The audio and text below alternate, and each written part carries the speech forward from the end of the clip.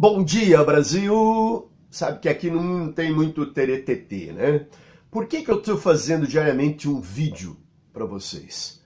Porque eu estou cumprindo aquilo que o presidente Luiz Inácio Lula da Silva nos pediu um pouco antes, lá em São Bernardo do Campo, lá no sindicato, um pouco antes de cumprir a determinação judicial, ele pediu que cada um pudesse ser a sua voz aqui fora, enquanto ele estivesse irregularmente detido aqui na Polícia Federal, pudesse ser as suas pernas, pudesse fazer aquilo. E eu estou procurando cumprir à risca aquilo que Lula pediu. E ele tem uma carta, a carta que Lula escreveu e que foi publicado agora, antes de ontem, importantíssima, que todo mundo conheça, até porque tem gente que não gosta de ler. E essa carta é extremamente importante. Artigo de Lula publicado hoje no Jornal do Brasil. O Brasil voltará a ser dos brasileiros. Enquanto o país prestava atenção à Copa do Mundo, a Câmara dos Deputados aprovou em regime de urgência uma das leis mais vergonhosas de sua história. Por maioria simples de 217 votos, decidiram vender aos estrangeiros 70% dos imensos campos do pré-sal que a Petrobras recebeu diretamente do governo em 2010. Foi mais um passo do governo golpista e de seus aliados para entregar as nossas riquezas e destruir a maior empresa do povo brasileiro, escreve Lula. O projeto de lei aprovado semana passada é um crime contra a pátria que exige reação firme da sociedade para ser detido no Senado antes que seja tarde demais. É uma decisão que entrega de mão beijada campos do pré-sal com potencial de conter cerca de 20 bilhões de barris de petróleo e gás, burlando a lei que garante o pré-sal para os brasileiros. Para entender a gravidade desse crime, diz Lula, é preciso voltar ao ano de 2009, quando a Petrobras precisava investir para explorar o recém-descoberto pré-sal.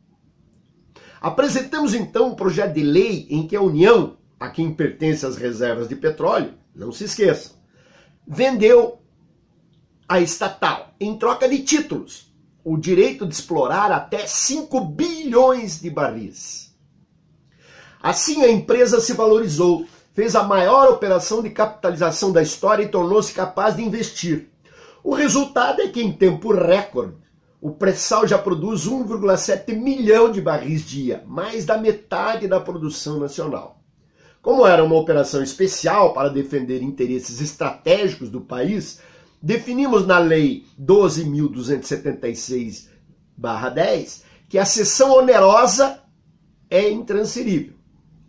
Fora dessa área, o pré-sal só pode ser explorado pelo regime de partilha, por meio de uma legislação que garante a soberania do país e direciona essa riqueza para investimentos em educação, saúde, ciência e tecnologia, o nosso passaporte para o futuro. Já circulam estudos indicando que o petróleo dos campos de cessão onerosa será vendido a preços entre 6 e 8 dólares o barril, que é o custo de exploração, quando o preço internacional do barril oscila entre 70 e 80 dólares. As chances de achar petróleo nesses campos são praticamente totais, porque nós, brasileiros, já mapeamos as áreas. Para as petroleiras é como comprar um bilhete premiado de loteria. Para o Brasil é como vender a galinha da fábula que botava ovos de ouro. De posse desses campos, os estrangeiros vão comprar sondas e plataformas lá fora, sem gerar um só emprego na indústria brasileira. Vão contratar engenheiros e técnicos lá fora. Vão controlar diretamente toda a inteligência de pesquisa e exploração em nosso pré-sal, o que também é um ataque à nossa soberania. Esse ataque vem acontecendo desde o início do governo golpista, quando aprovaram a chamada Lei Serra, que excluiu a participação obrigatória da Petrobras em todos os campos do pré-sal. Foi mais um golpe na indústria naval brasileira que se somou à decisão de reduzir para 50% a obrigação de a Petrobras de comprar máquinas e equipamentos no Brasil, o chamado conteúdo local.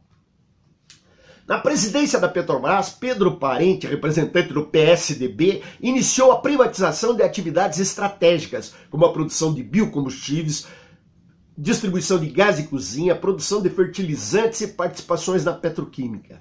Pôs à venda a Liquigás, a BR Distribuidora, a fábrica de nitrogenados de Três Lagoas e o gasoduto do Sudeste. Em outra manobra criminosa, reduziu em até 30% a produção de combustíveis nas refinarias brasileiras. Deixamos de produzir aqui em reais para importar em dólares. Fez reajustes quase diários dos combustíveis acima dos preços internacionais, o que aumentou os lucros dos estrangeiros. A importação de óleo diesel dos Estados Unidos mais que dobrou.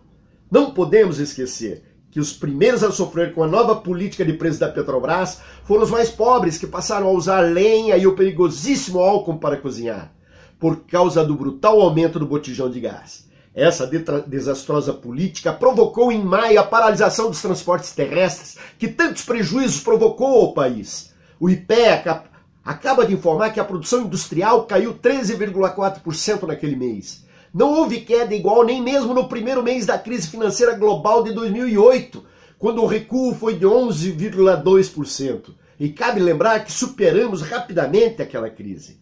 Em 2 anos foram mais de 200 mil demissões de trabalhadores da Petrobras e de empresas contratadas por ela, além de mais de 60 mil demissões da indústria naval. A indústria de máquinas e equipamentos calcula uma perda de 1 milhão de empregos na cadeia de petróleo e gás, em decorrência dessa operação suicida. A desvalorização do patrimônio da Petrobras, com a venda de empresas controladas, a perda de mercado no Brasil, a opção por se tornar mera exportadora de óleo cru, entre outras danosas ações de Parente, é dezenas de vezes maior que os alegados 6 bilhões que teriam sido desviados nos casos investigados pela Lava Jato.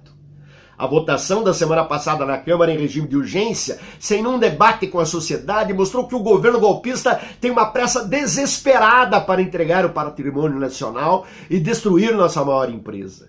A verdade é que o tempo deles está acabando. Correm para entregar o que prometeram aos patrocinadores do golpe do impeachment em 2016. Nosso petróleo, nossas riquezas, as empresas do povo, a Petrobras, a Eletrobras e os bancos públicos. Foi para isso e para revogar direitos dos trabalhadores que eles derrubaram a honesta presidente Dilma Rousseff. Ao longo de 2 anos, os golpistas e os entreguistas do PSDB submeteram o Brasil aos interesses geopolíticos dos Estados Unidos, e não apenas da Petrobras. A política externa dos chanceleres tucanos voltou a ser ditada pelo Departamento de Estado dos Estados Unidos, num retorno vergonhoso ao complexo de vira-latas que tínhamos superado em nosso governo. Mas o tempo deles acaba em outubro, quando o Brasil vai eleger um governo democrático, com legitimidade para reverter a agenda do entreguismo, do ultraliberalismo, que só interessa ao mercado e não ao país ou ao nosso povo. Quando o Brasil eleger um governo que vai acabar com a farra das privatizações e da entrega do patrimônio nacional. Podem ter certeza, voltando ao governo com a força do povo e a legitimidade do voto democrático, vamos reverter tudo o que estão fazendo contra a nossa gente, contra os trabalhadores e contra o país. E o Brasil vai voltar a ser dos brasileiros. Luiz Inácio Lula da Silva, ex-presidente e pré-candidato do PT à presidência da República. Compartilhe esse vídeo, todo mundo precisa saber. Lula livre e presidente.